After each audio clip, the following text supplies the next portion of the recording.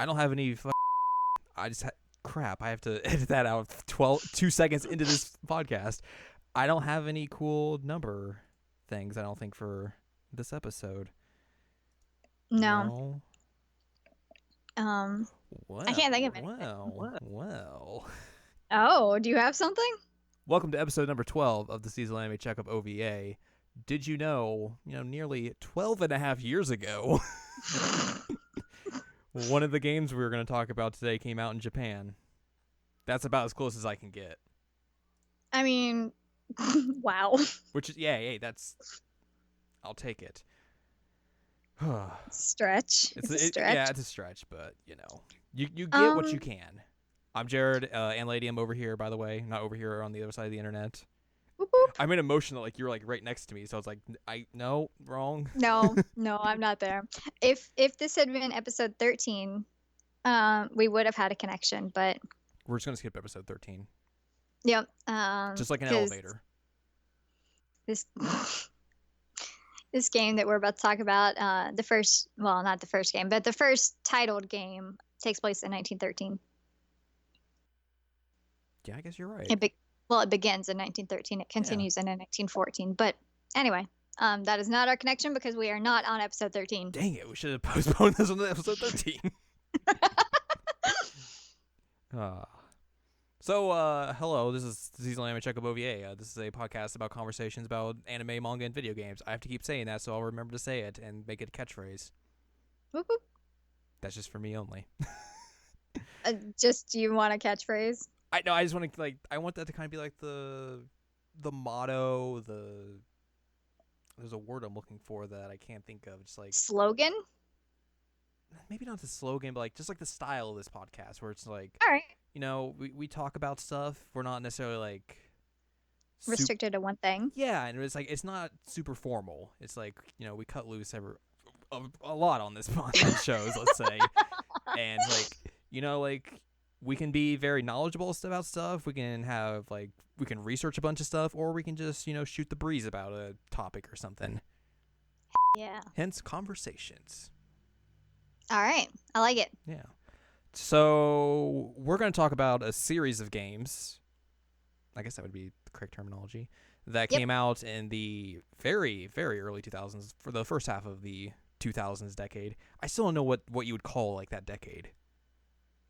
The OOs. The double O's. The OOs? I've always heard the knots or something like that. I'm just like, that sounds dumb. I just call it the 2000s, the early 2000s. It's just there's, everything else has you just go with the 10s, the 20s, the 30s. So it's it's harder. Yeah. It's more syllables. Yeah. And I'm very lazy. I want to say less things. But yeah, these games came out from between 2000 and 2004, so a good 5-year span in America and Japan. We're going to talk about Shadow Hearts. We are. 1 and 2, and Kodelka a little bit. Mm-hmm. It's a real shame they never made a Shadow Hearts 3. I know, right? I know. So I never heard of these games until last year or some point. You brought them up and were basically yo, you need to play these games. And then, I think it was probably a lot more insistent than that. Oh, no, I'm going to get there. And then you kept saying that until I bought them off of eBay, and I was like, okay, I'll play these games. Yeah. It's kind of a problem in that I want more people to play Shadow Hearts and Shadow Hearts Covenant. The police are literally coming, or the ambulances or something, are literally coming to tell everyone to play Shadow Hearts. That's how much you want people to play these games. It's true. It is a tragedy that more people have not played this game, this series of games. And I feel like I just annoyed you into it, and I'm fine with that because it got you to play it. And so that's all that matters. I wouldn't say annoyed. Okay. I'm persistent. Yeah, you were persistent. And I was like, okay, I'll play these games. And hey, I am glad I listened to you, as I am with a lot of things that you suggest. So, yay! There you go. I am a huge fan of RPGs. If they haven't figured that out by now, considering how many episodes we've talked about RPGs on them, right, half. and half of them are So, and maybe play this. But I'm a huge fan of RPGs. It's definitely my favorite genre. And Shadow Hearts is a series that I stumbled upon, and it was kind of an accident, but it was a beautiful accident. That kind of sounds like the way you would find this game. Just like, I stumbled into this one. Yeah. Well, and you have to consider that okay, so I didn't play them at launch. You also have to consider that I played Covenant at launch, but not Shadow Hearts. Which that was And like Covenant came out in 04, so mhm, there was a bit of gap between 1 and 2, so yeah. And I have an interest in history. Obviously, I decided to do it as a career for some reason. And these games are so strange in the sense that they are like alternative history, not yeah. alternative facts, but alternative history. Because they take real life European and Asian events. America, what's America? Who did that? They didn't do that. And they put sort of a supernatural twist on them based on the game. Which is fascinating. Is great. It's Yeah. so good. And it's handled really well. That's the thing that I like a lot about it. It's done pretty respectfully. Now there's a helicopter telling them that they need to play Shadow Hearts. It's one of those like helicopters or something that like has like a thing behind, like a banner behind it. It's like, play Shadow Hearts. And one of the crappy things I guess about this game is that whenever you say Shadow Hearts, people are like, "Oh, you mean Kingdom Hearts?" I'm like, "No, I don't mean Kingdom Hearts." I mean, this game predates Kingdom Hearts. Excuse me, I almost just completely goofed right there by like. Was Kingdom Hearts like an 02 release or it's by at least a couple years, I would say. Because I mean, Shadow Hearts 1 predates Shadow Hearts predated Final Fantasy 10. Mm-hmm. So. And but that is the thing, is that people are like, "You mean Kingdom Hearts?" I'm like, no, I really don't mean Kingdom Hearts. Trust me. But Shadow Hearts. Shadow Hearts. Oh, it's so good. It has like probably the best protagonist that can ever exist. Ever. I love that man. I love him. She's not kidding. Trust me. No.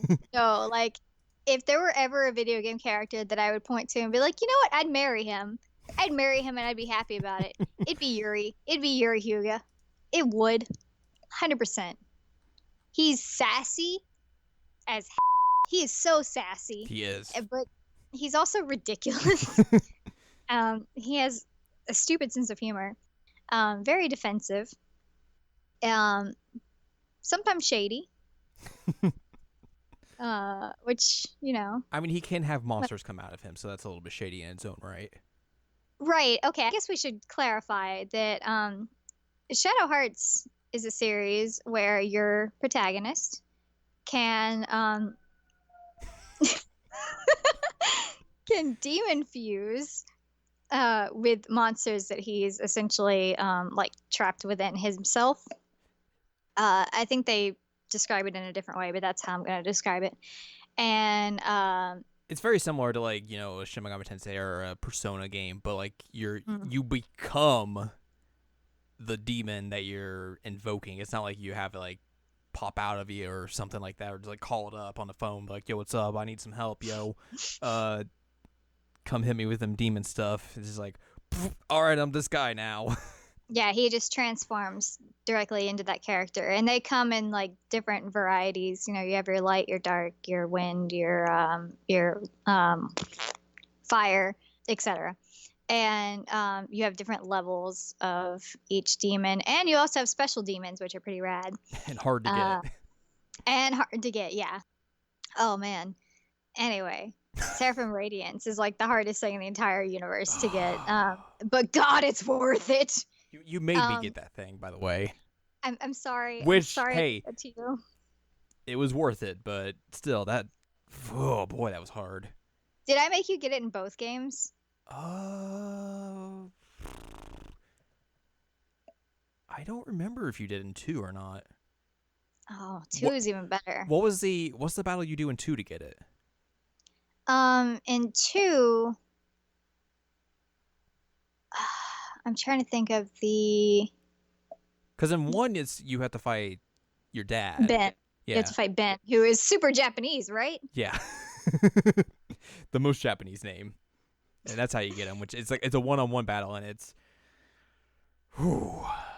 not easy. No, it's really not. Especially because Seraphic Radiance is like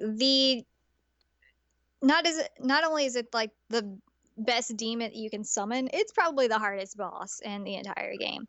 Because you're doing it one-on-one, and you're doing it as a weaker demon. Okay, Dark Seraphim is the Covenant one. I'm trying to remember how you. I might have got that. I don't remember. It's great because you get to see Yuri's butt. I mean, I guess you kind of get to see Yuri's butt in the first one, but you get to see Yuri's butt as Dark Seraphim. Okay. Wow. I forgot that this was the case. So you have to get like all the extra fusions, and you have to get Kurando's fusions and all the soul drops, and you have to trigger a scene. And So I probably didn't do it. I don't know why you wouldn't though. Man, it was so hard though. Cause you fight an actual like it's a different looking version of Dark Seraphim. It's more like a feminine version. And then when Yuri does it, he's like him. But it still has to do with Ben. Yeah. So anyway, what a mess. I don't even know where I was going with that. But you have Yuri, who is a Harmonixer, is how they phrase it. He can summon demons and become them. And he encounters a. Do they call her a priestess? Is that what they call her? She's essentially a cleric of Alice? sorts. Yeah. They might call her that. I don't. I mean, that basically would describe her. Right. She's the daughter of a priest. She wears that giant cross. She does. She fights with a Bible as well. And she yeah. I have mentioned multiple times that if I were ever to become an RPG character, that would also be my weapon. I would just fight people with giant books. Also, I'm just now figuring out that Shadow Hearts 2 had a director's cut. Yeah, it had a director's cut. That never came over here, and I did not know that. Nope, did not come over here. WTF. I'm sorry. It's real sad for you. I also didn't get to play that one. It's got a better cover art too. But so Alice, like you said, her dad is a priest and is obliterated, like literally blown to pieces, which traumatic in and of itself. A little bit. A little bit. But then she's like kidnapped by the Japanese government, and she's in China, in Manchuria, when Yuri and Alice meet up. On a train. And thus begins the tale. On the train. The fateful train. And then our good pal Roger Bacon shows up. Which, oh my god, I want to talk about that scene, though, where, like, this is how you know that Yuri's going to be, like, the coolest RPG protagonist of all time, is that opening scene in Shadow Hearts. Because he has just like demons busting through, and Roger ends up like ripping Yuri's arm off. Mm-hmm. And Yuri just looks at him like mildly irritated and attaches his arm back on. You're like, what is happening? Actually, that's a common theme between Yuri and Roger Bacon. The Roger Bacon at this point, anyway. Spoilers is they just kind of like are nonchalant about losing body parts. Yeah. Like Yuri loses his arm, and then Roger Bacon loses his eye to Yuri, and he's just like, man, what an inconvenience. And then also they can both summon demons. Right. Kind of important. So demons are clearly a big part of these games. Like you said, your main character is a Harmonixer. The bad guy in Shadow Hearts, actually, the beginning bad guy and then the secondary bad guy are all about some demons and demon summoning. Let's summon all these demons. That's a good idea. Yeah, right. That's such. Stop summoning demons, guys. Bad idea. Stop doing it. And then by the second game, you still get some demon summoning, but more of it's like, hey, I wanna become this demon and make a soul pact. Which sounds really cool, but is not as cool as it sounds. Yeah. A soul pact sounds really awesome. Also, Yuri's outfit gets better in the second one because he gets that sweet fanny pack. He does. Yeah, he legit gets a fanny pack.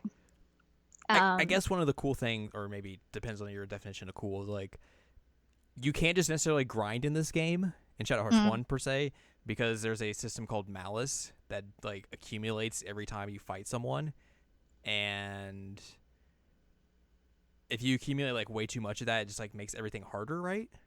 Yep. Everything becomes harder, and also it summons a set of bosses. So for clarification again, I'm sorry, there's a lot of clarification. Yuri has a graveyard in his soul. Yep. Which is where the demons chill out. But it's also where the curse, the Malice curse, chills. And so there are 4 masks that hang out in this graveyard. And usually, you go talk to them, you clear out the Malice, whatever. And they talk crap to you. They do. They talk a lot of crap. But if you're out in the world and your Malice gets to the level of red, those masks will actually come after your soul. And you have to fight them or run. Which at one point you do have to you have to do that for some reason, I think, right? If you want the good ending, right, you have to defeat the masks in a certain order. That's the only way to get the good ending is to defeat the masks. Which can be kind of difficult when they when you're trying to do that, they don't come in like the right order. Like one will just repeat itself, and you're just like, just give me the one I need. Come on. Right. Because you have to like defeat them in a certain order so that you can like negate the status effect that they would put on your parties, such as like you can't use this kind of skill and you can't use this kind of skill and etc. That kind of thing. So if you defeat them in order, then it negates that negative impact on your party. But at the beginning, when you're learning about this Malice, if those masks pop up, you're like, oh, buddy, these are scary. And they're pretty difficult until like the very end, and then they're not so difficult. But, Shadow Hearts, I think one of its strong suits, besides the fact that I'm saying that, like, it has the whole history, because it takes place at the verge of World War One. Like I said, 1913, 1914 is when it's going on. It's got some very fascinating bits of like Chinese, Japanese politics, which, not a whole lot of people, especially like stateside, are familiar with that. Maybe more so because I'm going to try and say this in a way that's nice, because I'm in the same boat. People who play video games tend to be more interested in Japanese history and culture. So maybe they know some of this, but it's interesting to see how they tie in these like geopolitical instances in real history like into the game. Right. And I love it. I love it so much. It's so great. They have like some of it's wrong. Well, yeah, because it's a video game, and right. they're and going they're in and they're going off this like they're going to their own version of history as well. So right. So like at one point you can go and fight a side dungeon, and like you're in the walled city, and like that didn't exist at the time, but minor points. I can look past that as a historian, because as a gamer I'm like, this is great. So it's go ahead. No, you go ahead. Sorry. I don't even remember what I was going to say. I was going to segue off of that and say, well, I guess not segue, but like one of the, I would say the the most fascinating things about this game is the battle mechanics. Yeah, I really, really like the battle system of Shadow Hearts and Shadow Hearts Covenant. Obviously, it's better in Covenant because they had some years to figure it out. It's so good, and it's very customizable in Covenant at least, but somewhat in Shadow Hearts. But it didn't help that I didn't have the manual for this game, so the first time that thing came up, I was like, what am I supposed to do here? I remember that I texted you and was like, there's a manual on the actual like game in the menu. I'm just like, it just spins and I'm doing something. I keep getting hit. I'm not supposed to be losing this tutorial battle, but I am. So it's a ring that you're given, and depending on the character, you have different spots that you have to hit a certain amount of times. And you have like yellow and red sections that'll depend on like if you do a hit or a crit. Yeah. Critical, not a crit. And sorry, that's just like my mind's like hit crit. Hit crit. And so like with Alice, you'll have like 1 or 2 that you have to hit if you're trying to attack with her, which I don't know why you would, other than the fact that it's hilarious to watch her beat a demon to death with a Bible. The physical attack especially depends on like, if your character is a physical attacker or not. So like Yuri has like multiple hit areas on his ring. Alice will have only a few, but then she has like magic attacks as well that those also go with the same mechanics, albeit a little bit different. So like healing, it's just like there's just a green bar and you just have to hit it in that area and you're good. I think it gets a little bit more complicated as like the higher you go up with your magic skills. They'll be like, time it to here and then hit it into that area and all that sort of stuff. And then like it's the same thing with like if you want to use an item, you have to time it out and hit it. If you want to buy stuff, you can do the timing game and that'll help you get like a discount or something if you're good at it. If not, then you're just going to pay full price. Well, that's fascinating that like they decided that this battle mechanic was going to transfer into even like shopping. That like, oh hey, you could pay full price for this item, or you could go and hit the bar and get a discount. Like that's super cool. I like that a lot. And again, at certain points, you can get like cards for the shops that will up your discount. Like after you've hit like a certain amount, or I think in one of them it's that, and then another one you have to collect the cards. But it'll be like, oh, you have 10%, but then like you get another card. It's like, oh, now you have 20% off, and I think it goes up to like 50 or something like that. But the slivers that you have to hit become very hard to hit. Yeah. So at a certain point, I was like, you know what, 40% is fine. I'll take 40. It's a good amount off. Yeah, because just trying to do 50 and like if you fail then you have to pay full price. I'm like, oh, I'll take 40 instead.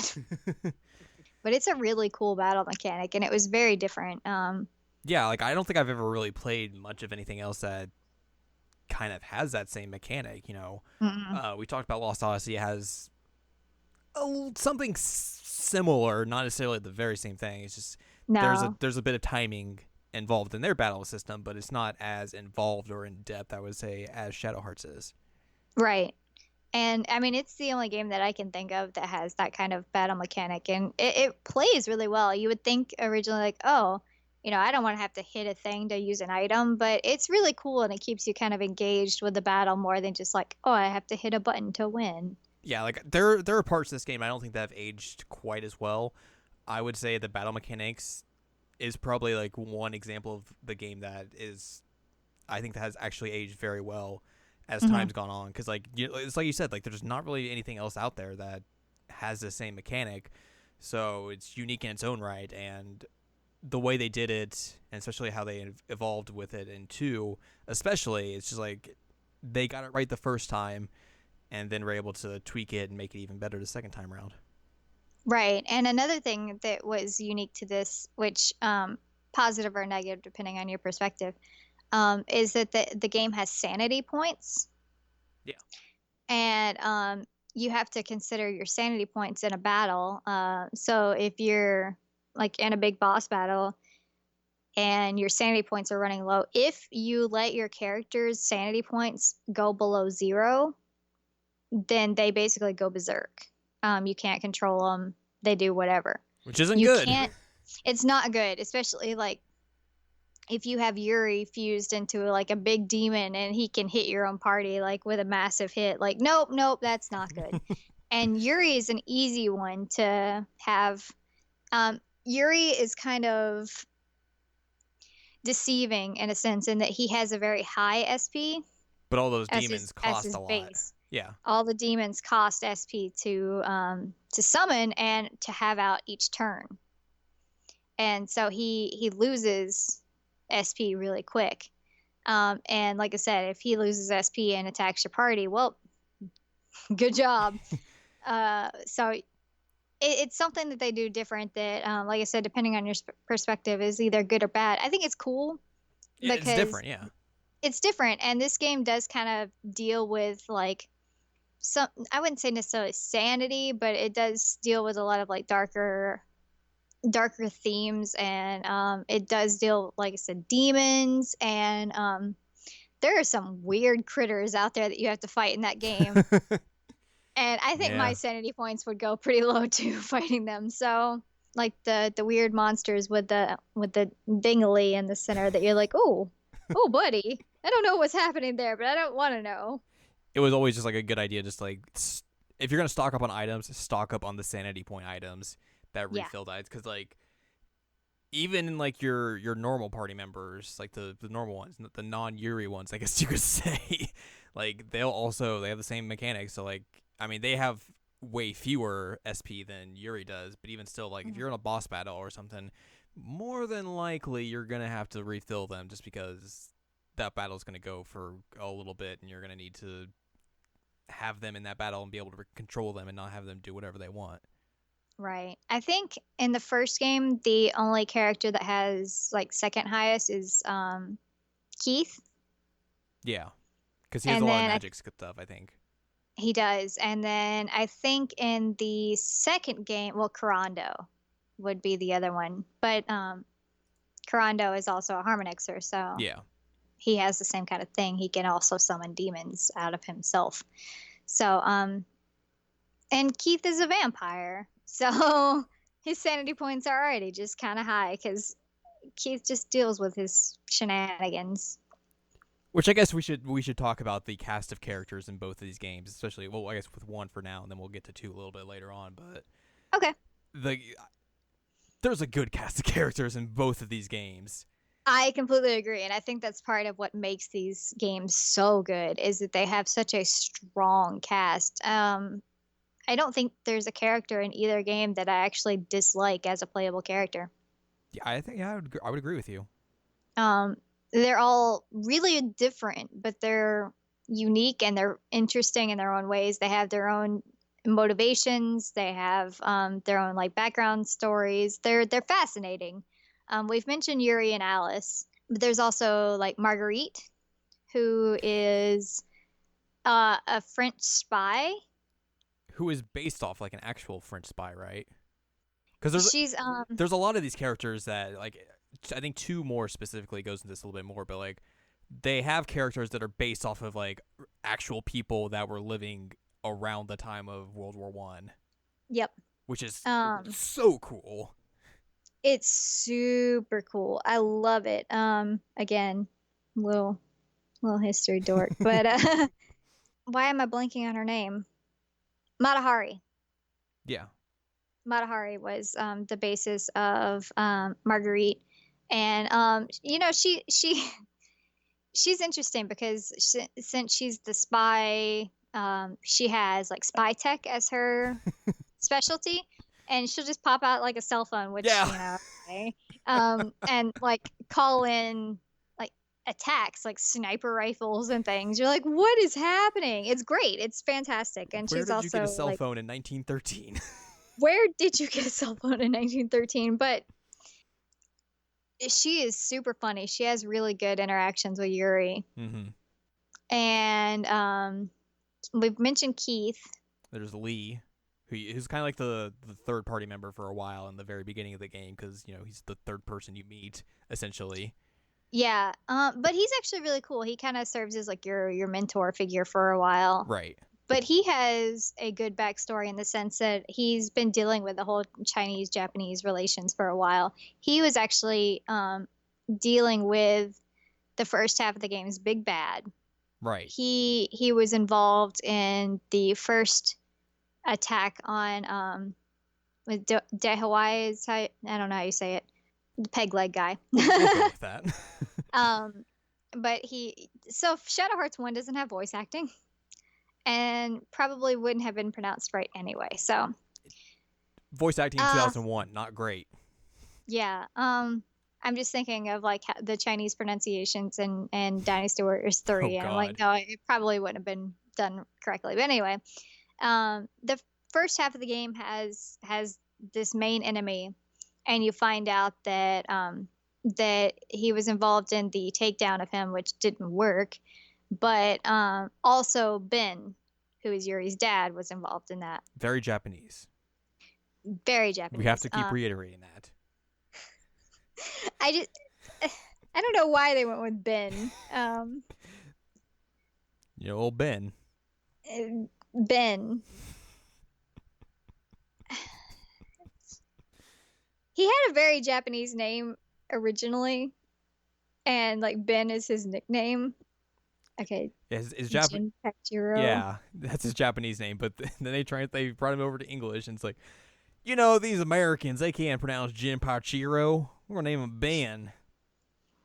Which is funny because they left Yuri as Yuri Hyuga. Yeah. So, okay, whatever. And they left a lot of the Chinese characters named with their Chinese names. So, true, yeah. I don't know. Localization is weird. Localization is really, really strange. But I'm going to talk about Keith a little bit more because all I've said really is that he's a vampire. Tell me more about this vampire. Well, you know about him. I know. For the people at home. So Keith is, for one, fabulous. Keith is also a very, very Romanian, Transylvanian name, clearly. Keith Valentine comes in his fabulous purple suit with his long blonde hair. And essentially all he wants to do is nap. And that's relatable.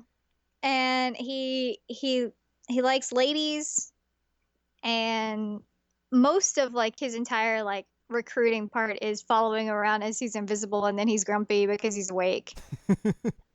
And he's like, there's been nonsense happening down in my village. I don't understand what's happening. I just want to sleep. Right. But he's a fabulous character in terms of his actual gameplay, because he does use his vampire techniques. He's also the beginning of a line of Valentines in the games, which I very much appreciate. They get weirder as they go along. Each game's got to have a vampire.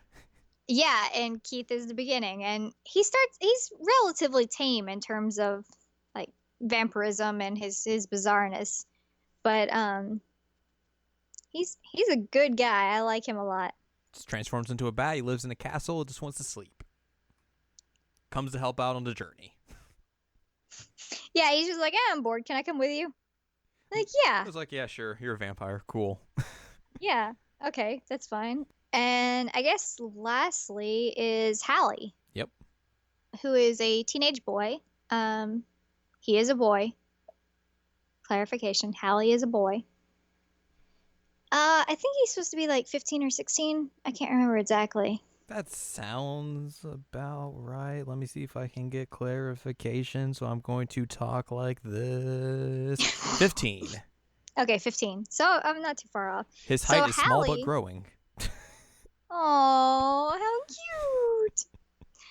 Hallie is a quote-unquote homeless child who runs a street gang of children that are also homeless, as you do. Additionally, he comes across as a very normal child, besides the whole homeless in England thing. Yeah, which also we could make mention that you begin the game in China, right? In China. And then halfway through, oh, by the way, we're in England. Right. Well, there's China, and then there's Europe in general, because you have aren't you in Prague? In the halfway point of the game. I believe so. At least in one of the games you do. Right. Well, I was trying to remember which one's Prague and which one's Zurich, and because But either way, you you're in Europe for like the other half right, of the game. because you have to go to Romania and all and pick up Keith, be pals. But then you end up in England, and you end the game in England. There's also some Wales action if you're really into Wales, not the critter, the country. uh, and so you meet Hallie, who, like I said, is leader of a children's street gang. And he seems very normal. He's got a slingshot. Turns out he's very not normal. He's actually extremely powerful, like disgustingly powerful. His moveset's called ESPU, right? ESP. ESP. That's ESP. Yes. And so Hallie is an interesting character. You'll probably get to this in a bit, but like, he is the link to Koudelka. He is the game and also the character. Yes, actually, literally.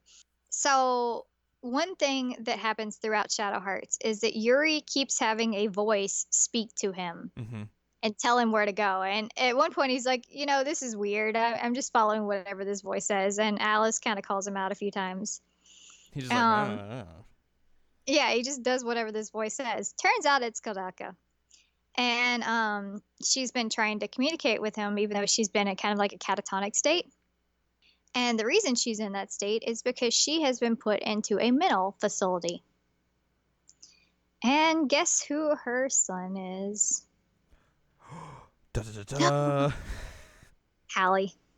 So, what's actually interesting, besides the fact that Koudelka is his mother, is the fact that his father is also a character from Koudelka. Yes. It's Edward, right? Edward. Yeah. Which I guess for people who don't know, Koudelka is a game that came out in 2000. It's more of a strategy RPG, but it kind of has some similar elements to Shadow Hearts, and it's the kind of quote-unquote prequel to this game. It is. It is the prequel. It establishes a lot of like lore of the series. And, we were talking about last week Persona and how some of the games didn't age well. Right. Koudelka is one of those games. It did not age well.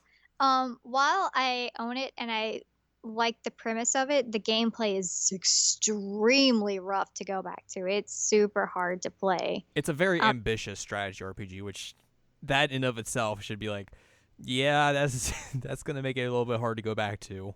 Right. It definitely is. And I mean, it's a PS1 game, so, for what it tried to do, it did well, but it just didn't age very well. But, it was cool that you end up having all this lore tied back to that game. And I actually didn't play Koudelka first. I played Shadow Hearts first, and then went back and played Koudelka. And I was like, oh, hey, I recognize that. I recognize that. I recognize that. Which I wonder if people who, if they'd played Koudelka first, even like would have realized that Shadow Hearts was like the next game in that story or somewhat. I don't think so. I think if somebody was to play like Koudelka and then not know that was a sequel, they would never pick up Shadow Hearts and be like, oh, hey, it's the continuation of this game that I really liked. Right. In like 99 or whenever that came out. I don't know, but they tried to make it very blatantly clear that Hallie was his son, but translation issues messed that up. Whoops. Yeah, so Edward Plunkett was his dad, and he became Hallie Brankett. Yeah, because this wiki thing says like the katakana for boo and poo were confused, and whoops. Whoops. That kid, though, is a beast in battle. If you guys go and play it, or if you have played it, go back and play it with Hallie and your team, because, whoa, he's good. I remember that was what you told me, and I was like I first got him, I was like, I don't know. But then by the end, I was like, I know. Yeah, he can be beast. Oh, my God. It's great, because this kid, when he actually uses any of his magic, he basically throws a temper tantrum. he like flies up into the sky and like lights up whatever color of magic he's gonna use and just starts screaming. Yep. It's great. As you do. It's what I do all the And time. right. So you have this game that you're I didn't miss anybody, did I? The playable characters, no. Okay. I mean, I guess we could also talk about the fact that the real Roger Bacon is phenomenal. Yeah, so eventually I guess you find out that the guy who's been calling himself Roger Bacon isn't Roger Bacon. He's this dude named Albert Simon. Yep. And then eventually you find the real Roger Bacon in like this weird observatory. And he's like super old and super weird. He's like 800 years old and Yep. loves like naughty magazines and girls' panties. He's ridiculous. And Shadow Hearts 1 is the game where you meet him and it gives you like the name thing where you could go and name him. Yeah. And he's like, "What? You think you can name me? My name is Roger Bacon." And it's like, "Oh my god." Because I think it shows up as like strange creature. Yeah. Real dumb. But it was great how it like broke that wall there. That it's like you can't name me. But he does. Actually, in both games, they're quests that if you have naughty magazines, you can give them to Roger, and he'll give you stuff. Stuff. Which he's not the only character in the series that you can give naughty things and they give you things in return. It's pretty entertaining. Actually, in Shadow Hearts, you have the acupuncture guy who there's right. some extensive innuendo on what happens during the acupuncture sessions because they blatantly make clear that he's gay. Yep. So like if you take Alice in there or you take Marguerite in there, it's just like, okay, we're done. Like, if you take any of the cool, guys in there, yeah, he's just professional and done. And if you take any of the guys in there, it becomes awkward very quickly. Yep. Which, I'm not a big fan of implying sexual assault or harassment on people. But I guess that's part of the humor of it. It's 2001. What do you expect? Right, yeah, don't sexually harass people, guys. Pro tip. Oh, there was also Kawashima, who is based on a real person. Yes. Which she was really cool. Kawashima is obviously Japanese. And she is a major character that is trying to capture Yuri and Alice and does some shenanigans. Which also, like, oh man, I forgot about the sea mother scene. I was just thinking about that. It's ridiculous. Oh god. That was voice acted. Yep. Yep. But Kawashima kind of like helps drive the plot. And you find out more of what happens to her in like some missable scenes, which I know that I've mentioned in Final Fantasy VII. I don't like missable scenes and I don't like them here because I feel like it's significant to the plot of 2 that you know what happened. Yeah, like the things that happen to her character are very important to the things that happen in 2. Yeah. Which, spoiler, she dies. She does. She's killed by the Japanese government. And they do go into it a little bit in cutscenes in 2, but it is significant to the plot of 2 that Kawashima is betrayed and murdered by the Japanese government, partially for helping Yuri and company. How dare she? Yeah, but she's super cool. She's like badass woman that's like really, really, really fighting the power. I love it. Also, probably should mention there's a love story. I mean, I guess we could mention that. Aww. I'm kidding. Yeah, let's mention that. There's a love story. There's a love story. It's super cute. Depending on which ending you get. You know what? Yeah. Okay. So, Shadow Hearts, both games have 2 endings. Good and bad. Good and bad. Actually, this goes back to, again, Kodaka. It has a good and bad. The bad ending of that game is canon. What is with these games and having bad endings be canon? Well, Shadow Hearts 1 has both endings as canon, technically. Yeah, I guess you're right. It's just like And you don't initially see that at first. no, you don't. So if you're going through the story in a traditional sense, the bad ending of Shadow Hearts 1 is canon. So bad ending canon, and then good ending canon, and then good ending canon is how it works. But yeah, it can be rough if you only get bad endings. Because the love story of Yuri and Alice is super cute. At first, it's a little creepy Yeah. because Yuri's kind of He's a he's weirdo. introduced as rude hero, and he is rude and he's strange, and I love him. But as the story develops, as Yuri goes through his issues, as he actually absorbs a demon that he's not physically or mentally capable of absorbing, it ends up becoming, which, you know, I know some people may take issue with this, but it becomes more of a like she kind of saves him type scenario. Right. He's he's driven by the voice to help her. Yes. Beyond that, it becomes a sense of he really begins to care about her. She begins to care about him. And I think by the midway point of the game, when World War One actually starts, Well, that's technically and the end of the game. no, Are you sure? Because the credits of Shadow Hearts 1 literally ends or starts with like, "Yo, Franz Ferdinand just got assassinated." oh, right, you're right. Okay, so it's when Shanghai is hit is the midway point, right? Yeah. Okay, so the hit of Shanghai is the midway point. Sorry, whoops. Getting ahead of Um, yourself. I know I am getting ahead of myself. I think by that point in the game, it's very, very clear that they start to care about each other. Mm-hmm. The whole side quest of the mask fights that we were talking about earlier is that Alice ends up assuming the malice curse for Yuri in order to save him. Right.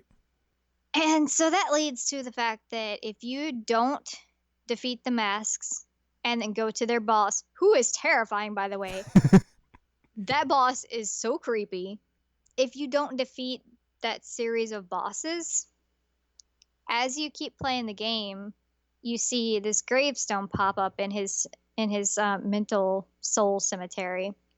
And at first it starts off very faded. You can't read who's on it. By the end of the game, you read that it says Alice, Mm-hmm. Alice Elliott. And so if you just beat the game as is, if you don't defeat the masks, she dies. She assumes the curse. She takes all of his pain and all that, and she dies. Because like the two of them are going on this train ride, and they're basically going off to do their own thing. They're going to Zurich. Yeah, and then like basically, she like leans on him like as like she's sleeping, quote unquote. But then like he kind of realizes, uh-oh, something's wrong, and whoops, things are bad. Right. And so depending on which ending you get, she either wakes up or doesn't. Yeah, that's either a happy scene or a bad scene. Right. And it also has that really, really emotional like Shadow Hearts song happening. Like it's literally called Shadow Hearts. Yeah. But it's the ending theme of it. And it's a really beautifully done like Japanese song. It's more of like a traditional vocal style than like a J-poppy style. Yeah. But it's beautiful, and I actually can't listen to it without getting a little weepy now because of the bad ending. Like you'd think that the good ending would displace that, but no, I just think of the bad ending. Completely understandable. Right, and so it's kind of like a Persona 3 scenario in that you wouldn't really understand that she's like dying at that point until like the end. You're like, oh wait, no, she's dead. Whoops. But oh god, it's emotional. Which I played through and got like the good ending first, and I was like, all right, yeah, this is a great ending. I'm good with this. And then like I think you were like, you should go play the bad ending. I was like, I don't want to replay all that section again, so I'm just gonna look it up on YouTube. And then I watched it and I was like, what the how is this the canon ending? How is this the setup for Shadow Hearts 2? This is bullshit. But then you played Shadow Hearts 2. I still wasn't happy. Well, Oh, until I got to the ending, then I was. But like okay. for the most of that part of that game, I was like, what is it called? The Right. bad ending. It's so upsetting because a lot of Shadow Hearts 2 is about dealing with loss. Yeah. Also, World War One's happening. World War One is happening. God, like I know we just talked about it, but, like the way the credits go, and then like at the end, it's like, oh well, by the way, Franz Ferdinand just got assassinated. World War One has now begun. I was like, what? That's how you end? It's so ridiculous, but at the same time, it's just amazing. And you actually start off with, you kind of have like a dual protagonist scenario in 2, because I would consider Yuri and Karen. So I would consider Yuri and Alice the protagonists, at least protagonists and deuteragonists, and I would consider it the same scenario with Yuri and Karen. Yeah, I can see that. So you start off as Karen, and she's actually an officer in Germany in World War One, which I'm sure is a fantastic job.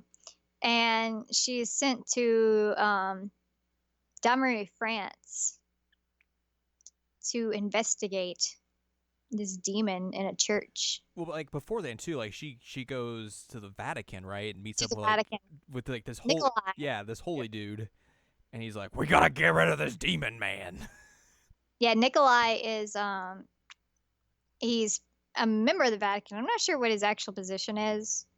I don't know if he even has one. I think he might pretend he's no, he's not a cardinal. No, because that's Albert Simon was a cardinal. Right. I don't know enough about Catholicism. I'll be completely honest with you. I know jack shit about Catholicism. I grew up with it. I could still not tell you.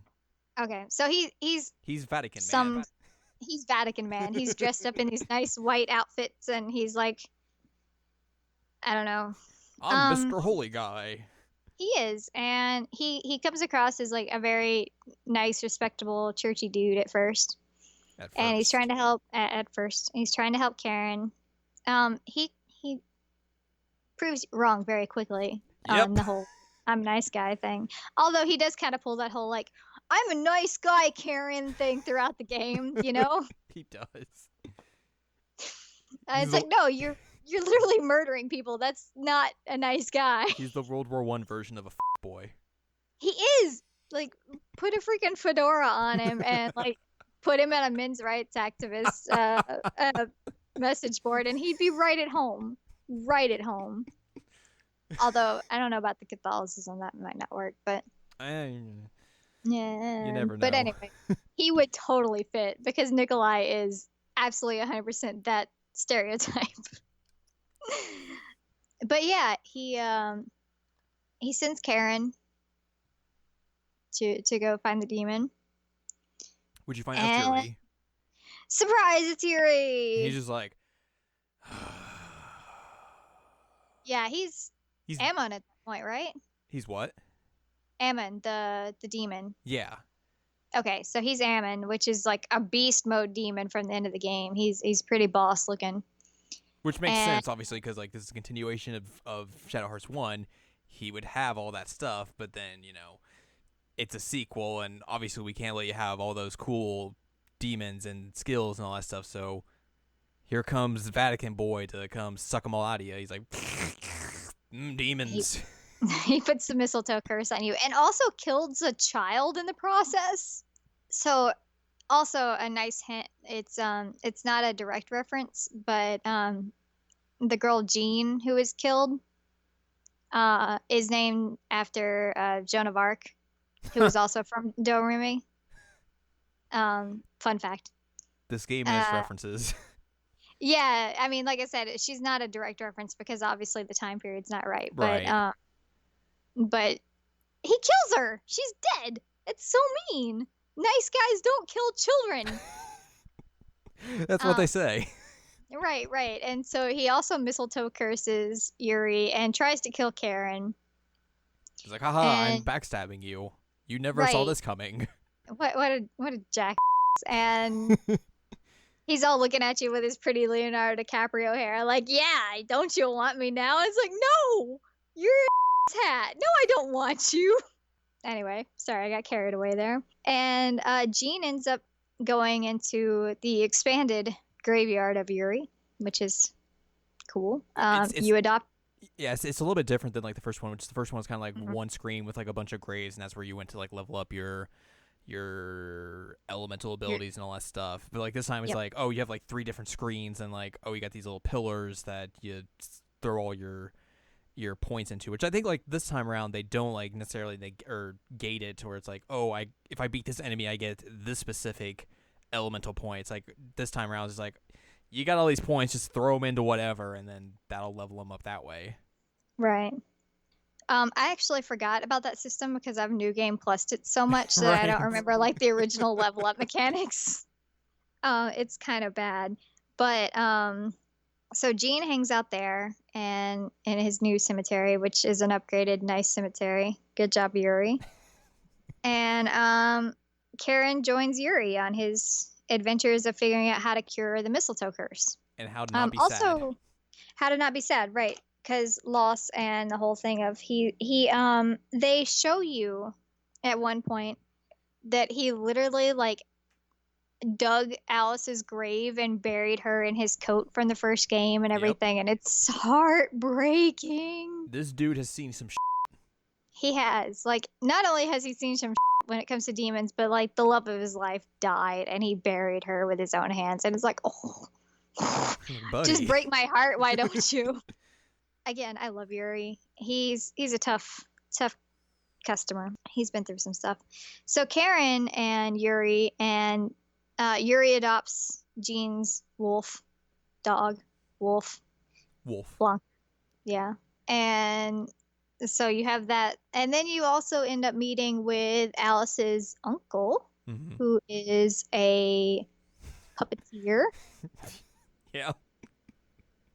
And he has, is her name Cornelia? Yeah. Okay, Cornelia. She's actually a really cute puppet, but she's weird. Yep. Also related, I was mentioning earlier that Roger was not the only one that you could trade sexy items for, and Cornelia, when you want to get better elemental, because how Geppetto works is he uses Cornelia as his weapon, and she's a mage essentially. And so you change her outfits into different dresses, and she can use different skills. So, how do I get these new dresses, you ask? Well, as you travel the world, which you will travel the world again in Shadow Hearts 2, actually backwards this time, you go from Europe to Japan. You will find these cards. They're called stud cards. And they are highly, highly suggestive cards of men in provocative poses, mostly nude, holding whatever item it is they specialize.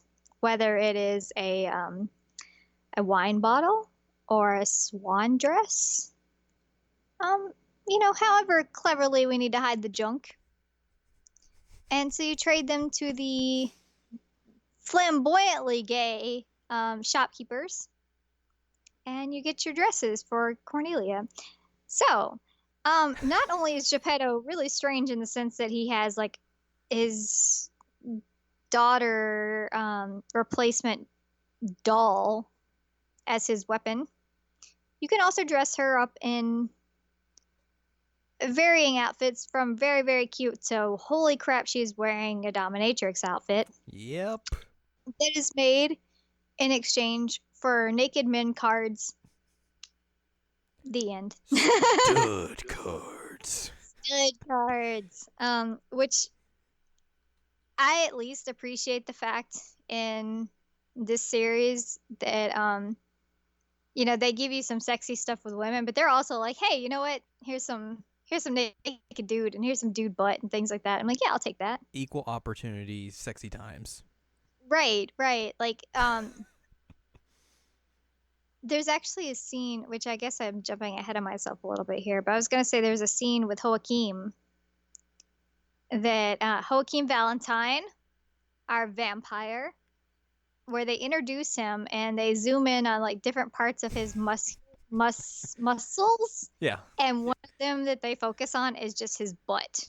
They're like, here you go, here's his butt. It's very muscular. Which also, he's a vampire, but also a traveling professional wrestler. Right. So I guess I didn't mention that, Which and that would be something that you would bring up. So ridiculous. He is a traveling professional wrestler, and he also protects villages on his spare time. As you do. As you do. He's such a great character, though. I love Joachim. Joachim's one of my favorite characters in Shadow Hearts 2. Although not my favorite. Not your favorite. Mm-mm. We're going to get to your favorite. You know who my favorite is. I know who your favorite is. Yuri doesn't count because he's in both games. Who is my favorite from 2? We're going to go through the last 2 characters first, and then we'll get to your fave. Okay. Lucia? Lucia, she's a dancer. She does some item mixing. You don't really use her. Yeah, okay, so I don't actually use her ever, unless I'm forced to. Not that she's necessarily a bad character in terms of her characterization. She's somewhat interesting. She's the weakest character of all of the characters from both games, period. She has tarot cards and aromatherapy as her skill set. But it's so randomized that I can't deal with that. But a lot of people really use Lucia to a great extent. So, power to you guys for dealing with the randomization. I can't do it. Also, she's like the hottie of the squad. The squad hottie. Right. Like, you meet up with her. She's kind of dumb. Actually, you know what? I can just take kind of out of that. She's dumb. Shots fired. Yeah, but when you're introduced to her, she's essentially like drawing tarot cards by belly dancing. Yeah, she's like, her job at that point is just strange. It is. And all the dudes are like drooling over it. They're like, whoa, belly dancing. Yeah, I can't remember if Joachim does or not, but well, Joachim's also gay as well, so probably not. He is. Which, I mean, I guess that's one thing that we have to, even though some of it is stereotypical, you have to applaud the fact that the series has so many gay characters in it. I think, like, at least with Joachim, like, he's the least, like, blatant and, like, stereotypical, excuse me, of that. It's like, they kind of mention it here and there, but then it's like, yeah, whatever. Right, they don't make it his entire character, they make it part of his character. Right. Which I appreciate. It was pretty rad. It doesn't even come up until like the very end of the game. Right. But yeah, he's gay. So probably not. I don't know. He could probably appreciate the aesthetics of Lucia. That's true. But that's how you're introduced to her. And also, fun fact, again, historical people. Hashtag fun fact of the week. Yeah.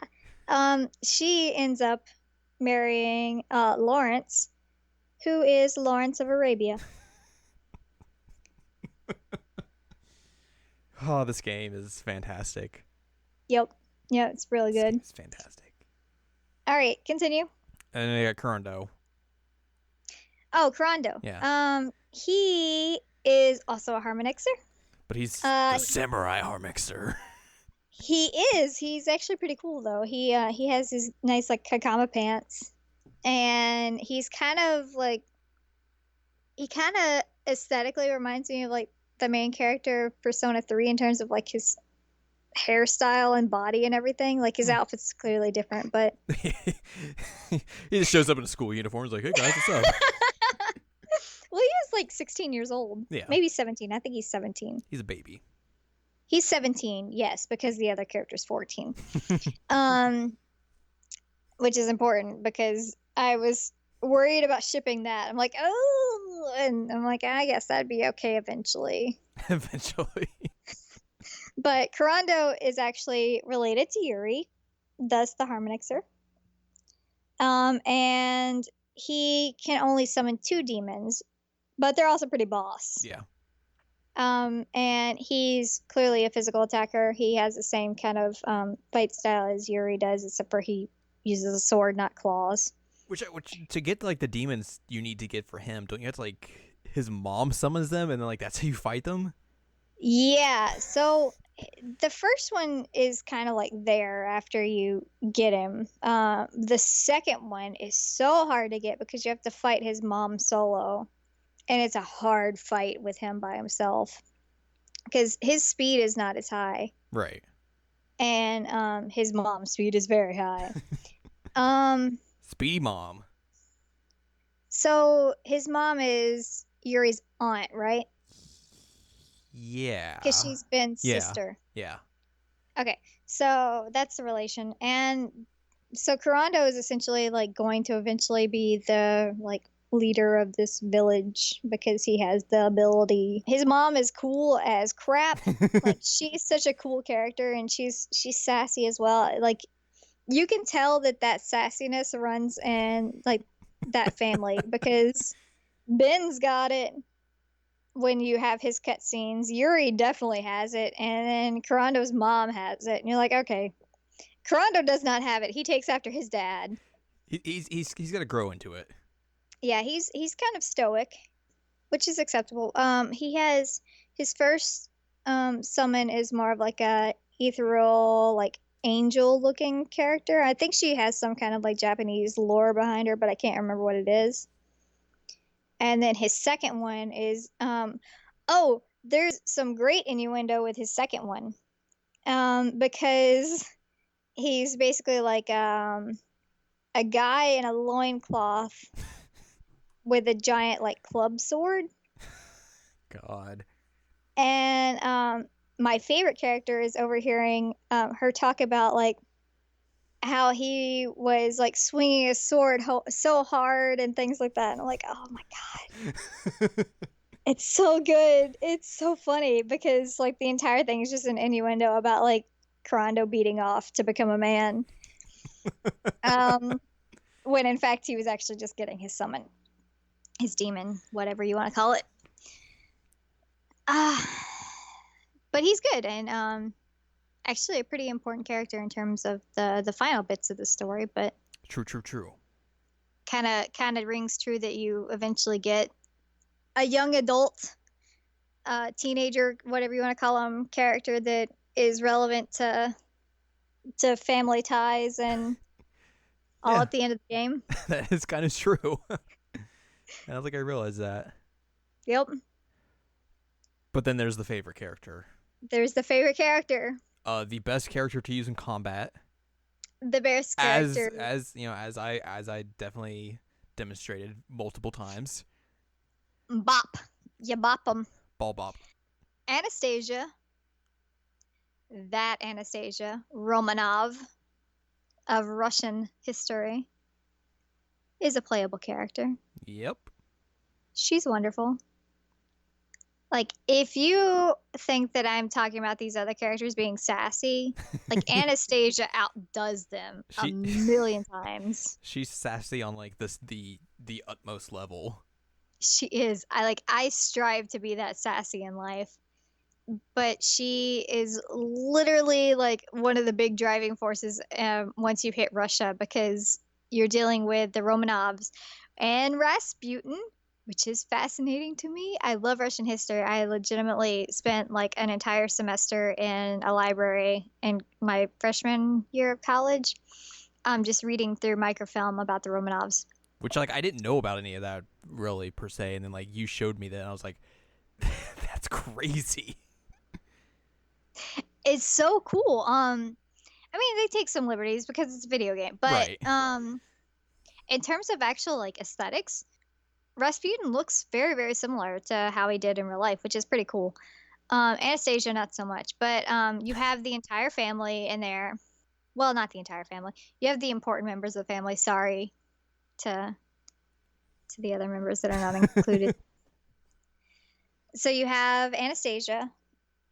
You have Alexandra the Tsarina. You have Tsar Nicholas II. And you have Alexei, who is the hemophiliac son of Nicholas and is the reason why Rasputin is allowed into the family in the first place. So, it has a really cool, interesting tie into Russian history, which I really like, believe it or not. And yeah, you don't get anything of Olga, Tatiana, Maria. You just get the rest of them. Sorry, older sisters, not important. So one of the things I'm going to mention this because I can't history dork. I can't help myself. They have Alexei in an outfit. It's very, very similar to an outfit that they recently, I mean, I say recently, like within the last 30 years, discovered some photographs of the Romanovs that Nicholas took. And there's a picture of Alexei, and they actually used that outfit that he was wearing for the game. So, fun fact. Oh, that's neat. Yeah, it's very, very similar. It's not the exact outfit, but it's modeled after that. So I love that. So it's kind of going through the political dynamics of what's happening in terms of Rasputin, like right at the verge of the overthrow of the Tsar. You even have references to I'm blanking on the event, not Bloody Sunday, but the event where the Tsar of Russia, he was basically being protested and he sent the military out. Right. They actually make a reference to that in the game as like a reason why there's so much unrest. And I'm like, oh man, that's so cool that they like put that much detail into this. Go figure. So not only do I get the whole like fun historical elements of this game, but I love Anastasia in terms of her outfit, her personality. Again, she can be so overpowered if you allow her to be.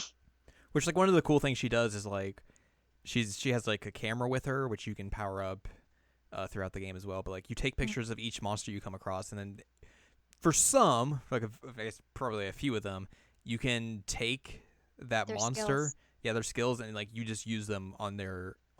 You allow her to use them then, which is really weird that a photograph can do that, but also real cool. Yeah, it's kind of it reminds me more of like Final Fantasy VI, where it's whole like painting thing. But again, it kind of ties back into the whole Romanov family because they were really well known for taking pictures. Like, and she takes a lot of pictures because photography was somewhat like new and edgy at the time. I know, right? I mean, I say these edgy photographs. I say new, but like they had it in like 1860s and all, but it was becoming more accessible for the average person to have like a portable camera with them. And so that was one thing that the Romanovs really were well known for, is taking pictures.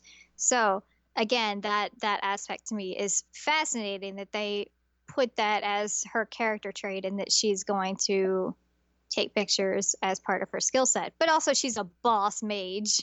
She is. I love that girl. I killed basically, for the most part, every single boss that I came across by the time I got her with the physical ball attack that she does. Yeah, she has like a Russian egg, like a ceramic egg type thing as her weapon. It has wings, which is interesting. But it's not strong at all. It's not. It's a weak physical attack. She's not a physical attacker. But when she attacks, she bops them with the ball, and that's. So I kept getting text messages from you like, "I bopped the boss." Yep, because that's how I would go and defeat all those bosses, because it was the best animation. I was like, hey, this cool giant boss thing is about to die. Yo, Anastasia, you want to go bop that thing and kill it? And it'd be like, whoop up, and that's it. Another boss done. It's good. Final boss, bopped. All the other bosses, bopped. Yes. I love it. So, as I mentioned before, you start this game in Europe. You start it in France. You do go to England and Wales again because Roger Bacon lives in Wales. You get Roger Bacon again. Woo! And you actually get to go to the in both games you go to the ruins of the monastery that's in Kodaka. So you get to go there. You also get to go to Italy in Covenant. And again, the game ends in Japan. Because that's where else would you fight a final boss? Well, considering who the final boss is in this one, Japan makes sense. Can we? Oh, in Russia, I forgot. You go to Russia. Yeah, you do go to Russia. I think it's the halfway point, but one of the parts of the game is when Nikolai comes back, and you have to go. You find like this door that holds all the malice that It's Yuri in the had. Vatican. Yeah, it's in the Vatican, and it's like all the malice that Yuri had built up and like hidden away and all that sort of stuff. And this ties into the alternate history portion of the game where they're like, where Nikolai lets all that out, and then like I don't remember like it's the halfway point or it's like the disc change point, but they have like a cutscene. It's like, so with all the malice point at, or brought out into the world, that led to chemical warfare in World War One. I'm just like, what? It did. That's what they say. It's great. Yeah, that's the yep. It's so ridiculous, but at the same time, I'm just like, yo, I ain't even mad. tie it into World War One as much as you can, because man. Oh, also, I want to talk about some ridiculousness about this game. So Like we haven't already. right, we've talked about Joachim a little bit. I also want to mention that Joachim's weapons are all found. Yeah. You don't buy them. You hear like this twangy music start, and you get a cutscene, and whatever he sees laying around, he's like, "This is my new weapon." And he comes up with like this beautiful poetry about this weapon and like what it's done in its past life and everything. So you end up with like mailboxes and like his ultimate weapon is a submarine. uh, he has like tables and a locker. He just grabs it. He's like, all right, it's mine now. A frozen fish is one of them. All right. I'm trying to remember all the ones, but he picks up the frozen fish in Petersburg. God. But oh, it's so good. And also, two of the minor villains are pretty entertaining. You have Lenny, who is basically the leader of like the Steel Claws is the name of the group, I think. And he's like this big buff dude, and scary as hell, heck. And he ends up kind of being a softie in terms of actual personality. And there's a side quest. I don't know if you did the side quest, but there's a side quest you can go through at the end of the game. And you end up meeting all these different people who, like, Lenny did really good things for them. And so, like, there's this one guy who was talking about how he didn't want to be in the Steel Claws for the rest of his life and all. And so Lenny taught him math so he would have a skill so he could, like, go out into the workforce. And there's another guy who, after the boss fight with Lenny, he basically, like, explodes the building and falls out of it. And as you do. Right. And this guy's like, Lenny, save me from that. And what it ends up being is you get Yuri's ultimate armor from this side quest. But it's great because like the entire time it's just like all these nice things Lenny's done as he's been like riding your ass through Europe trying to destroy you. And then the other one is Veronica. Is that her name? Think. And she's a dominatrix. Oh, right. And all the characters essentially are constantly like, what is even happening right now? Like, this is so weird. And she actually sleeps with Rasputin, which is weird. Yeah, especially with the way that dude looks. Well, that's how Rasputin looked. And, you know, he have you heard the song Rasputin? Yeah. Like, he was so well known for being like the ultimate lover. Which, you know, power to him, I guess. There's a reason why, like, there's an urban legend around his junk. God. Right. That's a topic for not this podcast. So he's they have a weird relationship, and that's how you end up getting the dominatrix gear for Geppetto. Not Geppetto. God, not for Geppetto. That would have been a That Ooh. would have been for a different game. Yeah, it would have. But so this series, Shadow Hearts and Shadow Hearts 2. Shadow Hearts 1 is the build-up, clearly. Shadow Hearts 2 is all about loss. I mentioned that earlier when we first started talking about Shadow Hearts. Shadow Hearts 2 is about loss. Key point. For different characters. I mean, even as something as it's not a major plot point, but Karen is talking about like the loss of prominence of her family is the reason why she has to be an officer of Germany, is to give her family some kind of respectability. Mm-hmm. Yuri has obviously lost Alice, and Yuri actually doesn't have anybody anymore. His mom died protecting him. His dad died in the attack on Dehawai and Shadow Hearts 1, which is, well, not in Shadow Hearts 1, but it's alluded to in Shadow Hearts 1. Yeah. And now he's lost his lover. Yuri's kind of alone. And, his initial response is kind of like Lonerville. Although he does take care of Jean, which, that's a respectable way of dealing with grief, is to like take a child under your wing and like help her out. Right.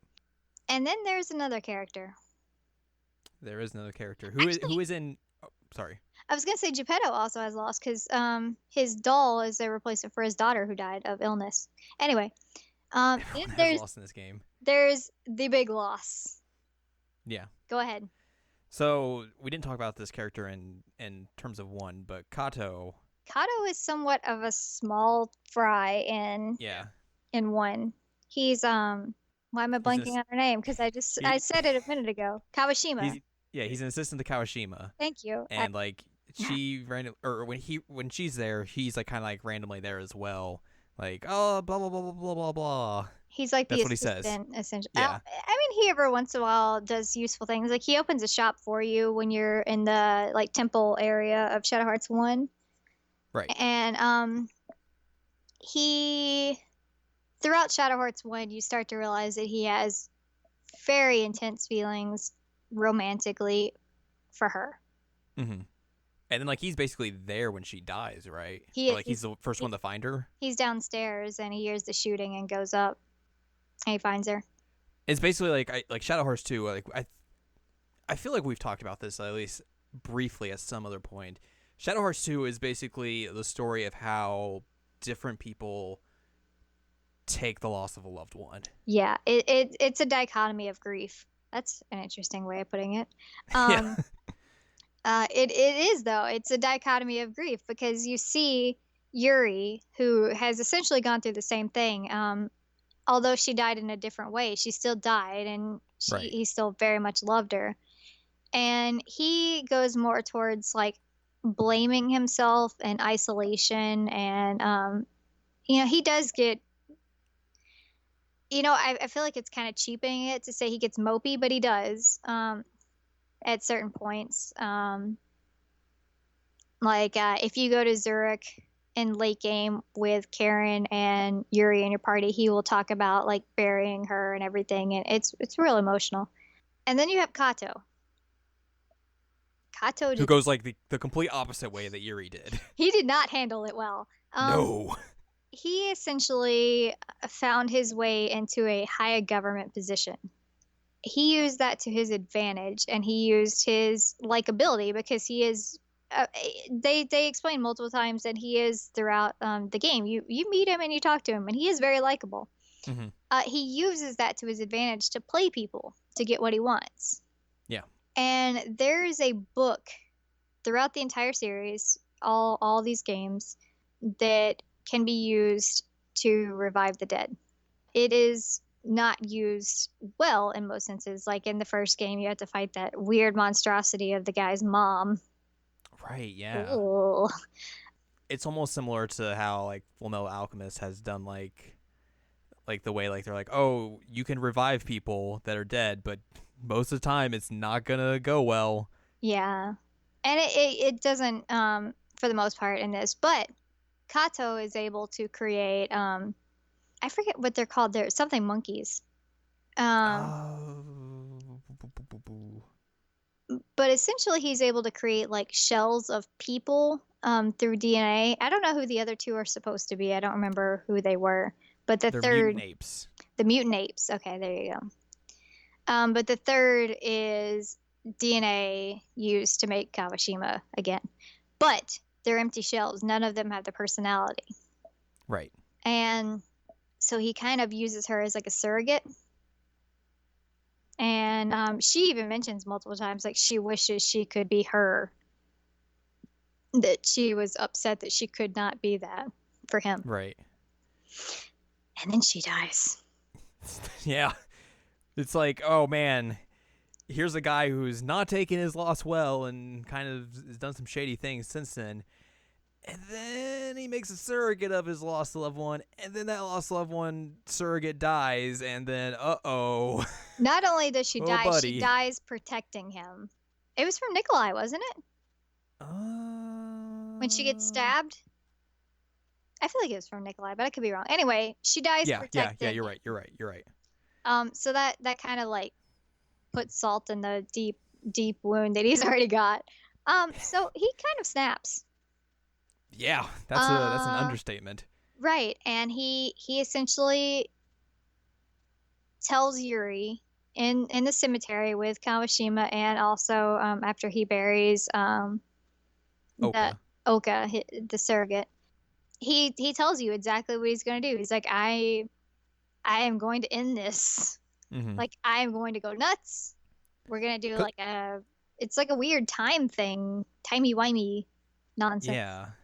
Because like throughout the entire game, like there's like an uneasy edge between Yuri and Kato, but like Kato's still kind of friendly. But then like when you meet in the cemetery, he's like, "Yeah, this is the last time we're ever gonna be talking as friends or anything. Once we leave this, we're enemies, right? And like we're gonna meet, and one of us is gonna die." Which, by the way, is a very good scene. Like that's handled beautifully. Yeah, because he does establish like we were okay for a while. We're not anymore. We're done. But he also essentially begs Yuri to stop him. Yeah. Like in a very strange way, he's like he doesn't want to do it, but he does. So he's pretty much so far along the path that like he can't come back. He can't recover from that. Like how far he's gone is just like he's there now. Like there's no going back. Mm-hmm. And so there's this like pleading to Yuri to stop him. And again, I'm kind of like fuzzy on the details. It's something with like basically ending the world in time and da-da-da-da-da. Because he's really messed up at this point. As your typical villain does. Yeah. So, he ends up becoming this super intense boss. He is the final boss. He becomes Susanoo. Yeah. With like the mutant apes, spiritual like beings as his protectors. Yeah, they become like weapons? Like a weapon, a shield, and a healer. Yeah. That makes that boss fight so much fun. Yeah, it does. Because you have to take out the mutant apes essentially to do any kind of damage. And then there's the endings. Also, you can ball bop the final boss as well. So you can. That's the way you got to do it. The good ending is canon for Shadow Hearts, but I'm going to talk about the bad ending first. So the build up to either ending is the fact that they're in this unstable, like, other world at this point. Right. After they've beat him, and they don't know how to get out, but they somehow understand that, like, if you wish to be in the place where you most want to be, that you can leave. Yeah. And so you have the characters disappear into their various places, and most of them for them like are pretty much explained right then and there where they go. Like Blanca gets to like meet a new kid, and actually no, it's not the new kid, it's Kawashima's sister, her little sister that was adopted. Right. So he gets to hang out with her. Karando and Anastasia are I lovey-dovey. Which again, I had second thoughts on that at first. I still am a little uncomfortable with 14 and 17, but eventually it'll be okay if they don't break up. Which like they do this, or like it's kind of like before the credits hit, but it's like kind of like these snapshots essentially. Right. Geppetto gets to hang out with his doll, which is business as usual. What he was doing anyway, but I guess he's happy about it now. Joaquim is like a wrestling champ. Yeah. You don't find out what happened to Karen. Not until later. And I think Lucia is like with Carla, her mentor, right? Yeah, that seems right. I think so. Again, she's kind of the one that I pay least attention to. Did I get everybody besides Karen and Yuri? Yeah. Okay, so this is where the divergence happens. If you get the bad ending, then Yuri is able to, I guess, transform out of the area, but the mistletoe curse takes over. And so he loses all of his memories, all of his personality. He becomes a shell of Yuri. He's not him anymore. Which is not what you want to happen. No. And Roger Bacon finds him in Wales and essentially tells him that he's his son and he's lost and brings him back to his house. And that's the bad ending. Which good on you, Roger Bacon. It is good of Roger Bacon, but at the same time, I know I've mentioned this to you. I feel like that's a terrible ending for Yuri. That's not an ending that Yuri would ever choose. Ever. No. Because he basically goes the way of Kato, which is like the way the game is trying to push you is like, don't go that way. Right. And so it's really disappointing to me that which, I mean, it is the bad ending. So at least this is the one bad ending that's not canon. Right. Then you have the good ending, which is startling at first because you're not thinking it's good. I mean, with the way the last two games were, you probably wouldn't think that anyways. No. So Yuri's standing there and he comes to a conclusion that he's fine dying where he is as long as he keeps who he is. He wants his memories. He wants to remember Alice. He wants to remember his adventure. He resigns himself to death instead of trying to wish himself somewhere else. As he's standing there, he is skewered by a giant rock. Hate when that happens. I know. But what this does is free him from the mistletoe curse. He's actually able to throw his consciousness to where he really does hope to be after this mistletoe curse is dead, which, again, this is some really like bullshit time nonsense. Some Zero Escape shit. It is, and I'm okay with it because of how it ends up happening. So he is able to escape the mistletoe curse, and he's able to throw himself to where he wants to be the most. Surprise! You get a cutscene. Where did he go? Jared, where do you see him? Where do I see him? Is it? I know, like it's the like around the same place. It's like their campfire scene at the very beginning of the game of SH1. Or is it the train? It's the train. I couldn't remember which one it was. He wakes up and he's like, "Oh, I'm almost late for the train." And it shows like Manchuria, and you see the train coming, and he just takes off at a full run, like headed towards the train. So what ends up happening is that Yuri broke the curse and is able to go back in time, essentially, with all of that knowledge intact of what he can do to save Alice, which is how the good ending of Shadow Hearts 1 is also canon, because it's bad ending, good ending of Shadow Hearts 2, and then good ending of Shadow Hearts 1 where he is able to save Alice. So essentially, you got to play through Shadow Hearts 1, get the bad ending, play through Shadow Hearts 2, get the good ending, and then go back, play Shadow Hearts on New Game Plus, and get the good ending. Yep. And that's canon. So he is able to save Alice and live happily ever after, hopefully. And so that leaves one hanging thread. What happened to Karen? What happened to Karen? So Karen, which I still have some kind of confusion because she's still wearing her like mini skirt and corset and like thigh high boots. She's thrown back to the late 19th century, and you see a man approach her. You're like, why would Karen go back to the late 19th century? Why would this happen? Why would it that happen? Why would that be the place that she would most want to be? Maybe she just was really like into 19th century culture. I mean, I wouldn't be. But so you see this man approach her, and he sees that she's holding a picture. And he turns it over and he's looking, and it's her, and it's him, and it's baby Yuri. And it shows you that it's Ben, and that Karen is actually Yuri's mother.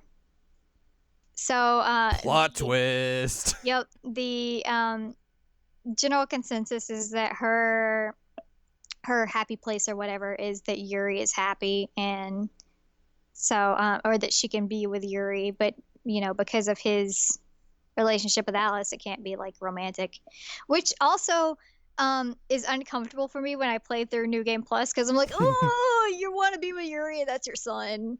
Yeah, it's like very early on. They're like, oh, romantic interest, huh? And then like afterwards, it's like, we're not gonna talk about this. Yeah, it's a little shisty, but yeah, Karen is actually Yuri's mother, and at JoJo Part 2 all over again. Hey, spoilers. No, I actually know that.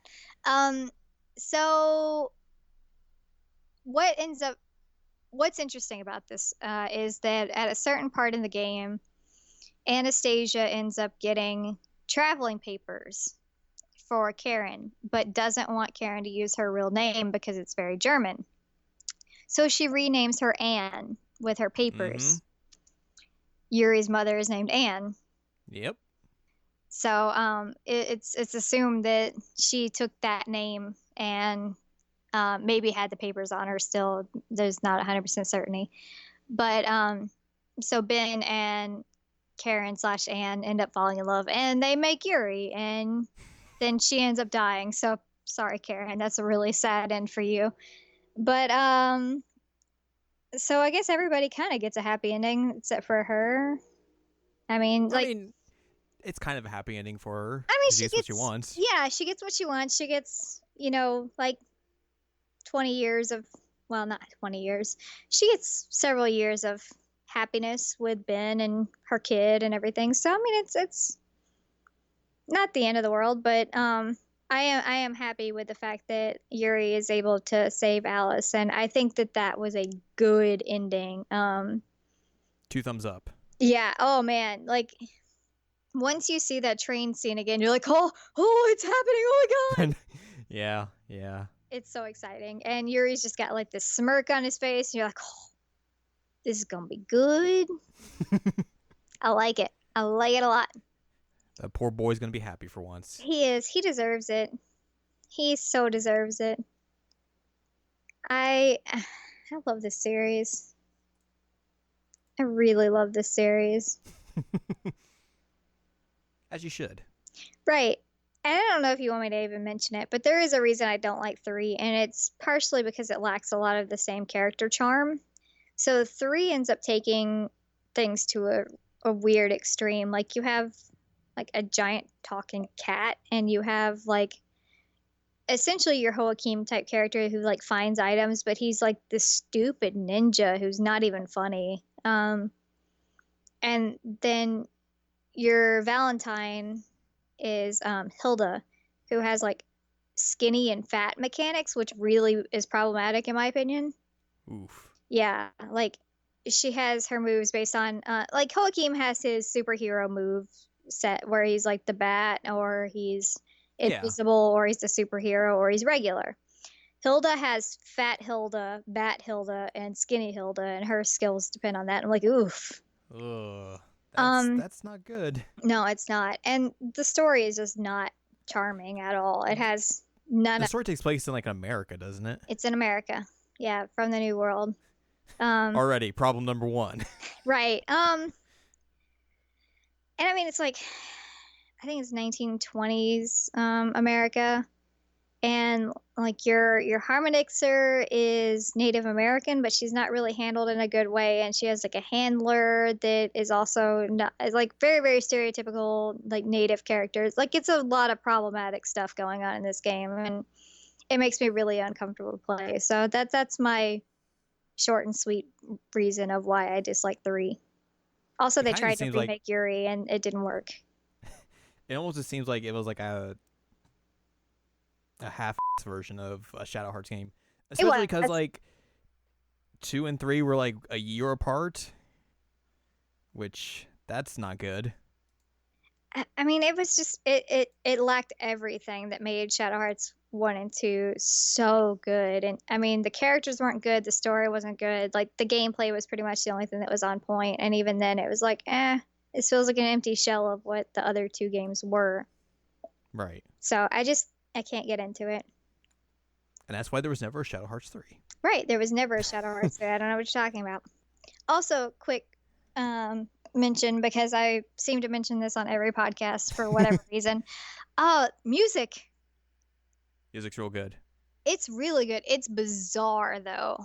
Like if you go into Shadow Hearts, you're not gonna get RPG music that you're used to by any means. No. It's got its own style, which is it kind of goes with like just the way that game is unique in its own right. Right. I completely agree with you. It has a tone to it that is uniquely Shadow Hearts, and actually, that is a soundtrack that I have on my phone because there's so many good tracks. But the 2 like vocal themes, I do get a little weepy on. Also, I would recommend if they've listened this far and don't know the track, go listen to the Alice theme from Shadow Hearts, because Alice's theme is good. It's so good. It's beautiful. It's a weird guttural sound. Sorry, it's really pretty, and that's another one that actually gets me somewhat emotional. I didn't even mention the part that's so heartbreaking with Yuri and Alice in 2. I didn't even mention that. How did I not mention that? Probably because I'm trying to block it out, because I cry literally every time I see it. If I ever need to get out like a very, very good cry, I will like put in Shadow Hearts Covenant and go to like the theater and watch some of the Yuri and Alice scenes. Oh God. Because they're good. I mean, like, it helps, I won't deny that, but still. It helps build their relationship even more than 1 already did. And it establishes more, because as you mentioned earlier, they do kind of push Karen as like, oh, are you a potential love interest? Are you going to make him forget Alice? And he's like, no. It drives home that no, he's not going to forget Alice. He's not willing to let her go. That she's always there. Even like at one point you go into the cemetery and like you get a scene on the train, and oh my God, it's heartbreaking. And it's so cute though, because he does things like he asks if he can sit next to her, and he's so shy about it, and it's adorable. But there are parts in 1 and 2 both that legit, I will fully admit, I cried my eyes out. It's not surprising considering. Whew, that game has some emotional roller coasters. It does. I mean, with 2, with the theme being so strongly the theme of loss, like it's to be expected somewhat. But man, it drives it home with him and Alice and how much he loves her. And how much she loves him. Like it's not a one-way street. Right, it's not. And you get some fantastic scenes with them interacting, even though she is technically dead. She's a spooky ghost. He's so shy. He just wants to sit next to her. It's cute. With his fanny pack. His butt fanny pack. I mean, it's a fanny pack. You put it on your butt. You put it in your front, so you can easily grab your stuff. I mean, I guess it depends on which definition of fanny we're going with. If we're going like the England definition of fanny. That's true. The American version of fanny, because they're on opposite ends of the body, but depending on front or back, actually. Very true. So maybe they were going with the. I mean, they are in England, so. Right, but that would be our version because Americans call it fanny, as in your butt. That's true. That boy is an enigma of weird fashion. He is. He's great, though. He has a giant weird cross on his back, so. I don't even want to tell them, like, what, like, in case they haven't played the game and, like, have heard all these spoilers and still want to play it. I don't even want to tell them what happens with Yuri and Allison, too, because, like, I've spoiled everything, but I don't want to spoil what he does because it's so heartbreaking. And when you see it, like, I warned you, but I didn't tell you what it was. I warned you that that usually do. Yeah, I'm like, by the way, something emotional is coming up. Have fun. Like, great, thanks. But yeah, I agree with you. Like, despite all of our spoiler talk, like, yo, go play these games. Mm-hmm. That should be the thing.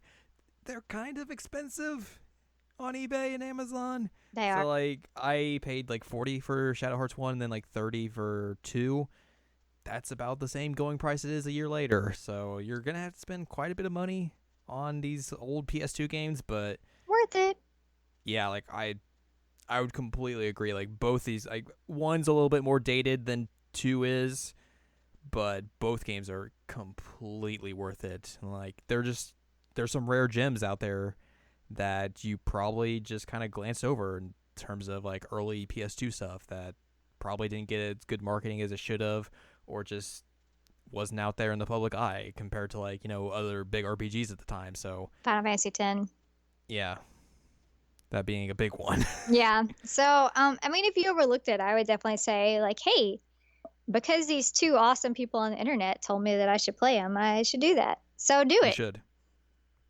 IGN 10 out of 10. Yeah. And then like you should hit us up on some Twitters and be like, hey, dudes, I played this game because you said I should, and it's awesome, and we love you now.